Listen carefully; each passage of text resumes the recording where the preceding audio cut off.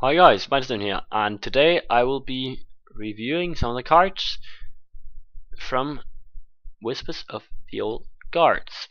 First of all, this is the Warrior, the Warlock, and the Shaman cards I'm going to be talking about today. And first, not Doom, but Ancient Shieldbearer. Ancient Shieldbearer, it's 7 mana, 6/6, and you've got this Season Battle Cry. I would compare this to the Twilight Darkmender from Priest. It kind of does exactly the same. So if Season has 10 attack or more, you gain 10 health, or armor in this case. This one seems slightly better in that you gain armor, not health, because you can go above 30, and armor is quite synergistic on Warrior.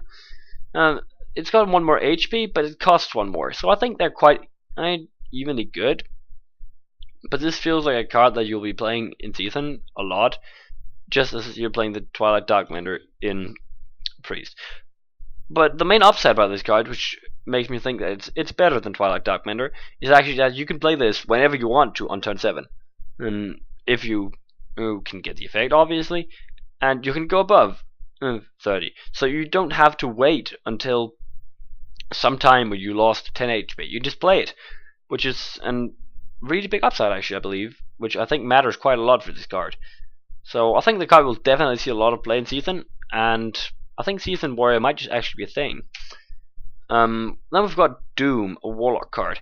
This is Twisting Nether, guys, but you draw a card for each thing you destroy. So if you imagine you destroy 14 things, you're going to draw half your damn deck. What? And now, another question.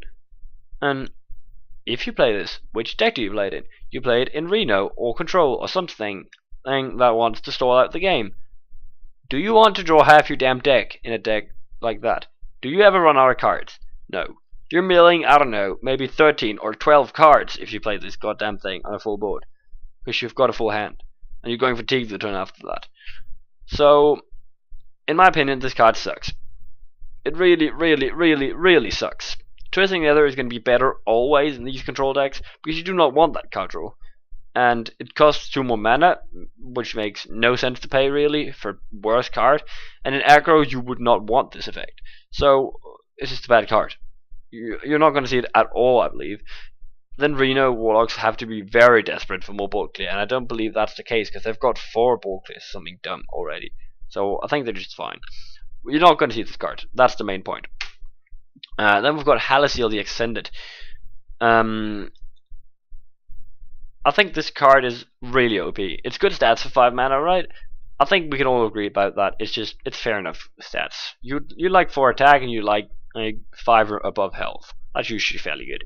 And 5 mana is not that much to pay, but you're not playing on a curve. You're playing it when you can play spells with it, because you're gonna heal for a damn ton, especially on turn 8 if you couple this with some AoE spell. So either you're looking for the elemental destruction, or you're looking for lightning storm.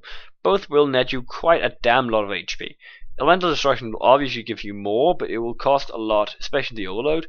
So I would probably recommend the lightning storm, but elemental destruction is definitely not impossible if you're in a bad spot and you need a lot of HP. So I think we're going to see this in mid-range and control shamans. I think it just makes control shamans very good, because you can actually just play out the game, and you might just play this and Reno, and you've got 2 full heals if you're playing it correctly. So I think the card's very powerful, and you're going to see a lot of it. Not an aggro shaman, but maybe on the other hand, because you're playing aggro shaman against aggro shaman, and you couple this with fair lightning bolt and lava burst, you're just gonna gain a lot of HP while the enemy loses a lot of HP. So it's not bad in any sense, but I think in aggro shaman it's really good in the others, but I think it might be too slow for aggro shaman. But it's very good whatsoever. Then we've got Nassath's First Maid. The battle card is quite powerful, I'd say. Getting a 1/3 Rusty Hook just gives you the ability to start enrages. It gives you the ability to kill stuff. It's almost like 3 pings that you store up. So I think it's fairly strong. Whatsoever, the stats are quite weak for a 1-drop. And I think unless you're playing against an aggro deck, you might not see all that much use out of it. You're going to be playing and then Pirate Warrior, which might just be a thing now, but except for that, I think it might be a bit too weak. Maybe you're going to be playing one of them, but no more than that. But it's a fairly okay card, and I think we're going to see a bit of it. Then we've got Renounce Darkness. This card is almost impossible to calculate how good it's going to become, because it is one of the most heavy RNG cards in the game, maybe except for Golden Monkey. And Golden Monkey is even less random, because Golden Monkey just makes legendaries. This just makes everything. So obviously, you're not putting 30 Warlock cards in a deck and playing Renounce Darkness, because then you just play a random deck that costs one less, which you had to spend turn 2 on getting. So that's not good. But you might be playing it in some Reno deck, where all your Warlock cards are tech cards, or at least less important cards that don't make up the core of your deck, and, well, they might be all your early game cards, and then you just play this, and you suddenly transition into some dumb late game cards. So it's almost like Elise, where you just have all these bad cards that you just make into new cards. And that could actually be okay. The cost one less is cool enough, but I don't know how important it will be actually. The main thing is that you get new cards, which could be alright in some cases, but most of the time you're going to be not playing this in, well, most stuff. I could definitely imagine Reno Log, I don't think you can see it there, but anything else I'm doubtful, because it's a bit, well, Sue doesn't like dropping away its hero power, even though it's all the stuff is going to cost less, but that's not good, because then you don't have any hand anymore, because you have no other card draw in Sue usually. And, well, I don't see Handlock playing it either, because then you don't have any more card draw, and then everything is just annoying. So, Reno Lock maybe, the other decks I doubt it. Tail for Arms, the warrior weapon. This is like the infinite weapon, but the problem about it is that it's got a very low tempo impact, because it's only 2 damage, and you have to attack twice, and then you have to play it again. So there's a bit too little charges on it, and a bit too little attack for it to be good. But it's alright, because it gives you ability to, maybe if you're going into fatigue, and there's ultra late game matchups going on, you have something to do there, more than just hero powering, which might actually be fairly powerful. It's almost like putting an extra hero power onto you. In empowered rook hero power that costs slightly more. But I think the card might actually be alright, and I could definitely see it being played in some heavy control and stole warriors. But yeah, you're not going to see it in anything else than that, because it's simply too costly. The mana cost really hits it hard. Then we've got Thing from Below. This card is like a very tempo-oriented card, because you can get it for very low mana if you played enough totems during the game. So you're probably going to be looking for some turn 6 or 7 or maybe 8 where you play this and something else that's big, because you played a lot of totems during the early game. I can see it in the Evolved Shaman, but that stuff is simply too weird right now for me to cover. But I can see some Evolved Shaman playing this because of the high cost it's got initially. And all this is just not even noticing the taunt it has, which just means that you're going to be putting up a wall from your opponent, which is fairly good. So, everything taken into consideration, the card just seems fairly strong. And I think we're going to see it a lot. Then we've got Master of Illusion. This card's dumb. It's like really, really dumb. It's ridiculously powerful, and you can see it in probably every Shaman deck except for Overload and Smok. Yeah. I don't think I've got that much else to say about it. Just, it is OP. Then we've got Ravishing Ghoul. This card could be interesting because it beats aggro kind of, and it's got alright stats for 3 mana, but I don't know how strong it'll become. If Patron is a thing still, which I suppose it will be, even though Deathbite is not existing anymore in Standard, obviously, this card might take the place of that, but I'm not quite sure. It seems fairly solid though, and I think we're going to see some of it. Then we've got Hammer of Twilight. This weapon competes with Doomhammer for the 5 mana slot. Whatsoever, I think this one might be better if you're playing Control, and the Doomhammer might be a bit better if you're playing Aggro. In mid-range, I think it's a very fair fight, but I think Hammer of Twilight might be a bit better still. The good thing is that you get to remove some stuff with it and still actually play something. And you can play this on turn 5, and then next turn you can make sure to summon the elemental, and you can use Master of Evolution or Evolve or something. And, well, you already had a minion on the board that they couldn't clear at that point. So that was fairly good. Yeah. Well, I think the card is fairly okay, and we're definitely going to see some of it, but it won't replace Doomhammer and aggro. Definitely not. Doomhammer is way too strong for that. But yeah, we're going to see some of it. Then we've got Blood Warriors, a warrior card. This card seems a bit like Battle Rage, except that the opponent will know what you have and you pay more mana for it. You don't get a card for your face, and you can't get spells. So there's a lot of downsides, obviously. The upsides are whatsoever that you have another Battle Rage. It's just Battle Rage version 2 and a bit worse version. So all you do is just play 2 Battle Rages and 2 Blood Warriors, and you have even more minions, and it's really cool. So I think that could be amazing in some way, but it could be really bad as well if you don't need it. So I think that all comes down to how many of the enraged minions you have and what you get out of it. I think Blizzard, when they made it, they thought of Echo of Medivh, which was fairly powerful. But when I'm looking at this, I'm just looking at Battle Rage, and I'm thinking, why would I ever play this over Battle Rage? So, yeah.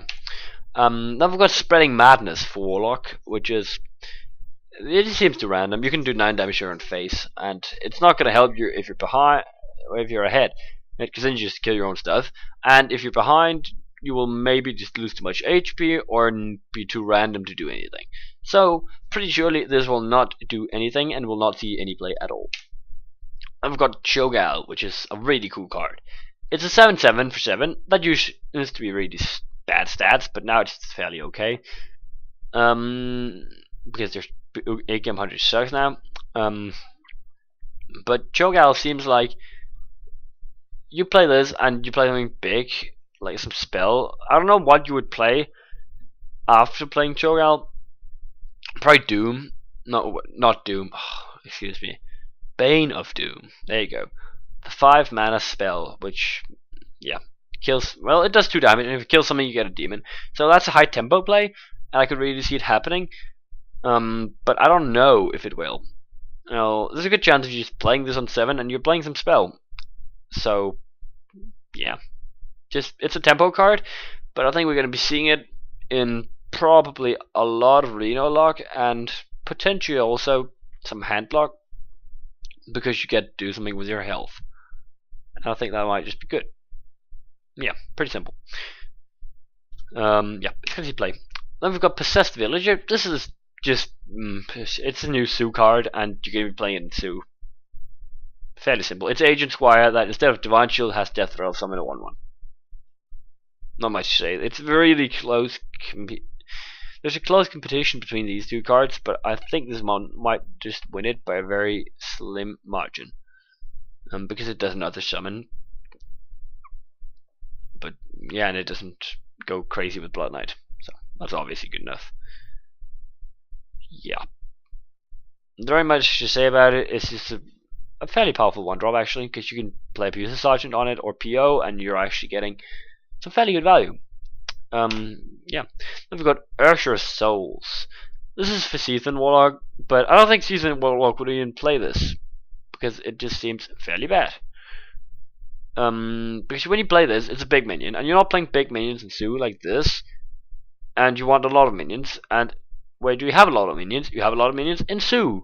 So it really seems ridiculous to play this at all. But somehow Blizzard thought that was a good idea, and they made it. And obviously it can get absolutely crazy and buff your Season like crazy, but I doubt it's going to happen. I don't think it's a very good card. I think you'd rather just have a Battle Cry, which is safe, but it's definitely not bad. Like bad. It's just kind of bad, and I don't see where it's going to fit in. Yeah, so not going to see that much play, I believe. I've got Stormcrack. This is well, the bigger brother of Lightning Bolt.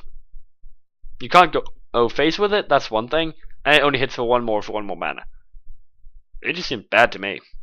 I don't know, but it just looked really, really bad. Unless you really want more removal, you're not going to be playing this. So yeah, it seems fairly bad, and I don't think it's going to see play. Then we've got Melkrock, which is the new warrior legendary. This card seems amazingly broken to me. You get a 6/5 for 7. 6/5 is really good stats, guys. Even though it's not worth 7 mana, it's still really, really good stats. So I'd be happy with this for, well, 5 mana. I'd be very happy with this. 6 mana, potentially, if it had a good effect. And 7 mana, yes, if it had a good effect, I'd still be happy with it. But you get a random weapon, guys. You could get a goddamn Ghoul. Yes, you can get Curse Blade. I know somebody might just think of that. But you can get a goddamn Ghoul, a Doomhammer, a Ham of Twilight, a Ternal with Rams. There's so many good things that you could get out of this. So, and there's fairly few bad things. I don't think you can get Rusty Hook, but I don't know. You can obviously get Light's Justice and stuff like that. But most of the time, I think you'll have something really good out of it, and I think it's going to be quite well worth it. I think you can see it as maybe the new Dr. 7 in Warrior decks, because it's a high tempo card, because it does something when you play it. And there's quite high value in it as well, so you can definitely play it in Control Warrior, and I think you're going to. I don't know if Aggro Warrior can play it. I think they want to play it because it's quite strong, just getting a 6/5 and a weapon, but I think it might be a bit too high price for them. Even though it's definitely not impossible, you're definitely going to see it in Pirate Warrior, and you're probably going to see it in Patron and in Control as well, because it is very powerful. Yeah. Then we've got Forbidden Ritual. I think this card might just be the weakest of the Forbidden cards, because you get a lot of 1/1s, that's correct, but your 1/1s, there's a lot of ways to kill those, and you're going to be spending all your mana, which is at max you want to be playing this for 7 mana. And I don't think you want to fill your board most of the time, because, well, you don't really have any good cards for following it up now that Knife Jug got nerfed.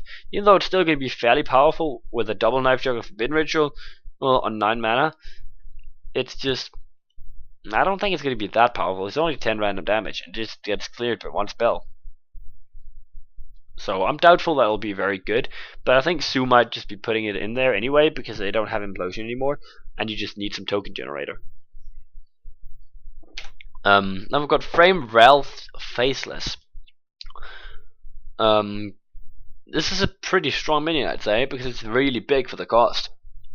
So the idea is that you play it on 4 or maybe even 3 if you have coin, and from that point you just try to kill the opponent, or at least do a crap ton of damage to them, which is a concept I think is fairly good. And especially if you do play this on 4 and you the turn afterwards play maybe if they're all sentinel, you can actually get to squeeze out something for 3 mana or something. So I think there's a lot of potential in it, and I think it can get really good. I think it's a little bit better than the Fire God Destroyer, because Fire God Destroyer can get unreliable and it doesn't have quite that much HP, and I'd like to play 1 more mana in Overload to get a bit more consistency, especially now that Big Game Hunter is not a thing anymore. At least not really. So yeah, it's going to see play. Then we've got Evolve. Evolve seems like it's going to make a new archetype for Shaman. It's going to be that thing that summons a lot of random things. So, well, we've got a new expansion, and Shaman just has to get some RNG. Shaman has to get RNG. You can't play Shaman without RNG, for God's sake. That's just, it's Shaman, for God. Yeah. Nothing to say about it, it's Shaman. You gotta have RNG. And here's your RNG.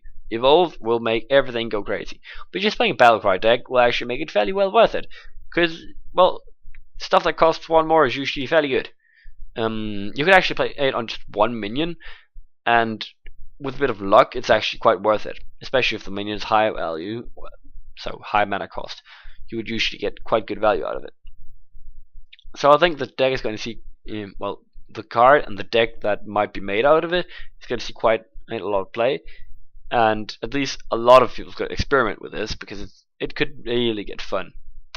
And we're going to see a lot of very, very funny moments out of it, definitely, because there's some heavy RNG in here. And Doomsday exists, guys. So when you have your 1-drops and you play Evolve, you're going to have those Doomsayers one day. Well, we've got Eternal Sentinel here. Eternal Sentinel. So the stats are fairly good, and the effect is fairly good as well. So I think you're just going to be putting it in pretty much any Overload deck, because, well, playing it for 1 mana, which is essentially will be if you have Overload, it's just fairly good. and I think it's better than Lava Shock, because Lava Shock is it's doubtful if it's worth it for 1 mana. This one is definitely worth it for 1 mana. So yeah, I think it's definitely going to see play, probably mostly in Smog Shaman, but in every Overload Shaman it will see some play. Yeah, it's not worth it if you're not playing Overload, really, obviously, but that kind of makes sense, right? Well, next card is Darkshire Librarian. I think this card is fairly bad unless the only card in your hand is Fist of Jacks. Then it's cool, but if you're not sure what you're throwing away, I would not think this card is good. There's simply too little support for discard deck, so I don't think it's powerful enough, really. A discard is just, especially when it's a random card, you don't know what's going to happen. So I think there's way too much risk in it, and you're probably not going to want to do this. Even though the stats are alright, and you get a card draw, it's just, you're not really going to get card advantage out of it, because you discarded a card. So I think it's fairly bad, and I don't think it's going to see play whatsoever. It's a cool concept, and I like Blizzard trying to make this a thing. It's just not a very good try. Then we've got Darkshire Councilman. I think this card is bad. It's just, if you play it on 3, you're not getting enough tempo out of it, because a 1/5 is fairly bad stats. I don't know if you guys have seen the Amgam Rager. The card, I think, is the absolutely dumbest joke that was made during the entire expansion, but it's kind of fun anyway. This card is Amgam Rager with an effect, but the effect is alright. It is whatsoever not significant enough. I think Imp Gang Boss is going to be a reasonably better 3-drop. It might replace Imp Gang Boss when Imp Gang Boss is not existing anymore because it's standard, but until then, I think this one will definitely not be viable. I've heard people say this one on turn 3 and then Forbidden Ritual on turn 4 for making a 5/5 and a lot of tokens, and I can see the logic in that argument. And it seems like a fairly strong play, but that means you're locking your turn 3, you're locking your turn 4, and you're not really having any flexible play there. I would like this one on 3 and then Implosion the next turn a lot better, but now that Implosion is not a thing anymore, I think you're going to have to do with Forbidden Ritual, which is not that good. So, all in all, I think the card might just be a bit too weak, and there's not enough synergistic cards that can play with it for making it good right now. Yeah, it's kind of sad, but that's the way it is. Yeah, now I don't know what's happening. I can't quite explain this, guys. Oh, there you go. Blood to Acre. Well, this is going to be the new slam for 1 less mana. It doesn't draw your card, obviously, but you get a 2/2.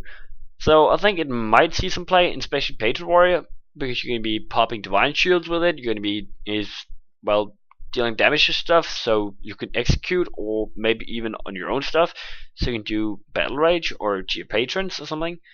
So I think there's a fair amount of good possibilities you can make happen with this, and the 1 damage might actually be better than 2 damage, because that means you can easily use it on your own minions. Whatsoever, I doubt how useful the 2/2 slime will be unless you get it early game, but I could definitely see this one being played on 3 with a Fury Warax for a high tempo play. But yeah, I think the card's fairly solid, and I know in the show matches that was performed in 21st this month, it really performed well there. So I've got high hopes, but just looking at it, it doesn't seem amazing. But there's a good versatility in it, and I think it might see a lot of play anyway. Bloodhoof Cultist whatsoever. This card requires you to have pirates, but it's really good if you have pirates, because it's upgrade and a 3/4 for 3, which is good for pirate decks. So you can see it in pirate, you're not going to see it anywhere else. Easy. I feel like that's it. It's not going to on its own make pirates viable, but it could be that you play in the soft first mate on turn 1 and you coin out this on turn 2. That could happen. It's not impossible if your opponent's not playing a ping class. So yeah, there's a fair chance of this being an actual thing we're going to see, especially if we see Pirate Warrior. Then we've got Bloodhoof Brave. This card is like Sentient Shieldmaster, almost. He's a bit less attack and a bit more health, but he's got the Enrage, which makes him go quite big, just out of nothing. I think what you're afraid of with this card is that he gets a really big chunk taken out of him quickly, and well, then he just has too little HP to survive and do something. So you can imagine if you're playing against maybe Hogger, the Doom of Elven, which has not played any Gnolls yet, and it just hits the Bloodhoof Brave, it just dies, and you would actually rather have had Ascension. But on the other hand, the chance of that happening is fairly low, so I think that the one more health for the one attack is an okay trade-off, and getting those 3 attacks from Enrage just makes the card very threatening, even in the late game, and if you can manage to pull it off. So I think the card is overall quite solid, and you're going to see some of it, because it is fairly better than this engine, except for in a world where Cabal Shadow Priest exists, it might be risky, but you're not going to see that all the time. So I think everything's honestly fine with this card, and it can be played. Yeah, we're going to see it. Then we've got Primal Fusion. This card seems... I can't tell if it's really bad or really, really, really good. Well, it's not ever going to be really, really bad, because it's always going to be a 1 mana for 1/1, and then you hero power as well, right? Because then you got 1 totem, and you can just buff that totem, even though that's fairly bad. But on the other hand, I can just imagine that point where you have 3 or 4 totems on the board, and you just play this as a Blessing of Kings for 1 mana, and that's just ridiculous. Even if you can get, well, I think it might not be worth it with 2 totems, but with 3 totems, it's going to be worth it. If you consider the possibility of actually having 7 totems on the board while playing this, it's just absolutely dumb. Like, the value you get from this is dumb. Especially if you consider you can actually go Wind Fury on that minion. So I think the card is fairly strong, and I think we're definitely going to see some of it. But I don't know. It depends upon if there is a totem deck. I really hope so, but I don't know yet. But it looks quite promising. I think we're going to see it.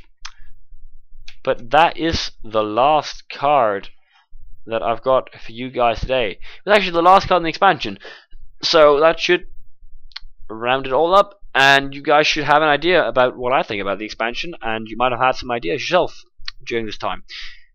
And honestly, I just hope you enjoyed it, and I hope to see you in my next video.